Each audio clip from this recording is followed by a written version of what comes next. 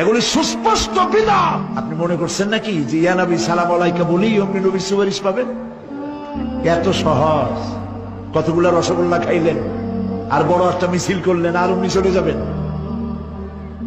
পৃথিবীর সব মানুষ, সাহাবায়ে কেরাম বাদ দেন, পৃথিবীর সমস্ত মানুষ একত্রিত হয়ে আবু তালেব রাসূলুল্লাহকে যে ভালোবেসেছেন, ওর 1000 ভাগের 1 ভাগও সারা দুনিয়ার মানুষ রাসূলুল্লাহকে ভালোবাসতে পারবে? পারবে? একজন সাহাবী বলেছিলেন, ইয়া রাসূলুল্লাহ, মৃত্যুর সময় আবু তালেবের মুখ আমি নড়তে দেখেছি। তিনি কালেমা পড়েছেন সম্ভবত। রাসূলুল্লাহ সাদ পড়েছেন, আমি শুনি নাই। এত ভালোবাসার পরেও হাদিস শরীফে এসেছে আবু তালেব জাহান্নামে যাবে। কোথায় যাবে? জাহান্নামে। সবচাইতে কম আযাব হবে কার?